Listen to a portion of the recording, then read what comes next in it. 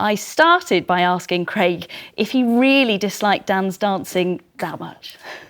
Harsh but fair, darling. Harsh but fair. You don't regret it? No, cruel to be kind. Look how you turned out. You're amazing in the end. I said to Tessa earlier today that I think you're responsible for me and Nadia staying in the competition so long, because some of your harsh comments and the 4s and the 3s and the 5s you gave me, I think that kept us in. So thank you. And you know, when I had COVID, I fell in love with you because that was the first time I watched it at home. And I went, actually, he's really lovely as a person.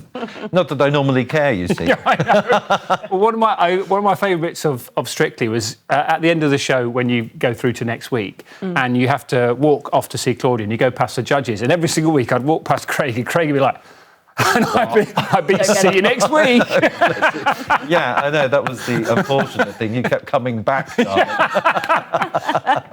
But he's very nice backstage, and he pretends to be this horrible judge, but whenever we met in the corridor, I had a chat on the stairs, you're always so full of advice, and I did try and listen to what you said and put it into practice. Oh, I know. You did take my advice, and that's why you got through to a large number of weeks, darling. But still... He owes you, really, doesn't he? No, but I thought you were great on it, you know, and I do actually feel for the celebs that are on there. But, you know, they learn to dance, they have a great time, and it shows people at home that they can do it too. So it's all in good faith and jest as well. Told you it was nice.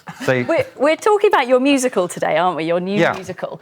I understand you directed it as well as co-choreographing it. Yeah, that's right. Are you as harsh a director as you were a judge? Well, you see, the difference is that I get to choose the people I'm working with, and I choose really talented people that can actually dance. All right. I'm not looking at you for any specific reason. Can't believe I didn't get the call. Yeah, it's for Strictly Ballroom, and it's been one of my favourite musicals, especially when the movie came out in 1992, way back when. And Fran is Maisie Smith. Who was brilliant on Strictly. With COVID, she wasn't available. But now, of course, we've had the 2-year break, and it's now finally going on. She had an availability come up. So I went, boom, snapped her up.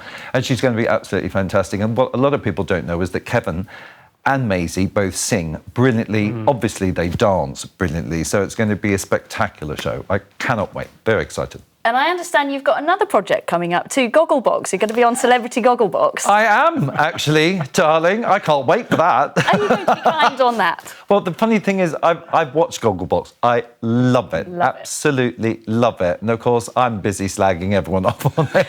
And then my face comes up and I see them slagging me off. So it's going to be interesting that the tables are sort of slightly turning. I can't wait, actually. It's one of my favourite shows. And you are the last remaining original judge, aren't you? Because Bruno has gone from Strictly. Arlene, obviously not there anymore. Len Goodman has gone. Quite a few have left and started and gone. How long do you want to keep doing it? For the rest of my life, really? You love if it that's that much? possible. Yeah, I can turn up in a wheelchair. Don't mind, darling. I can turn up on crutches.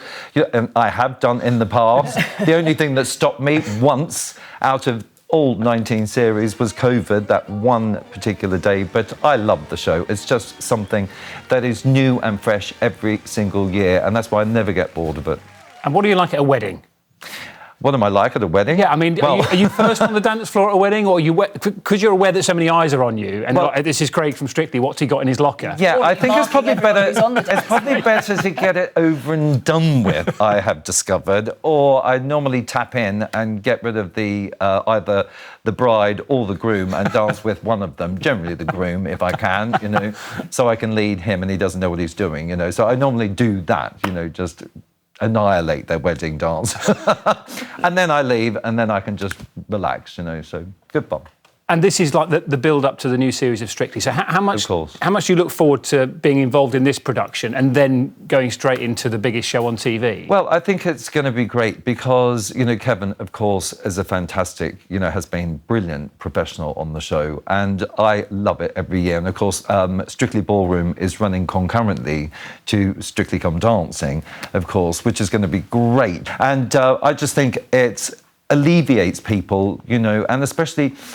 you know, keeping a real sense of warmth, and it's a gift of a show. It's not only has fantastic dancing, it has fantastic singing, and everything you would expect, you know, from Strictly Come Dancing actually is live on stage, except in Strictly Ballroom, it's all about what happens backstage. Now, Dan, you know all about what happens backstage, and the show is an insight into what actually goes on in ballroom dancing. backstage, you know, that isn't part of the smiles, the glitz and the glamour. You know, people trying to kill each other, darling, to win that trophy. That's a very different show, yeah. Oh, yeah, completely. That's the fun bit. Yeah.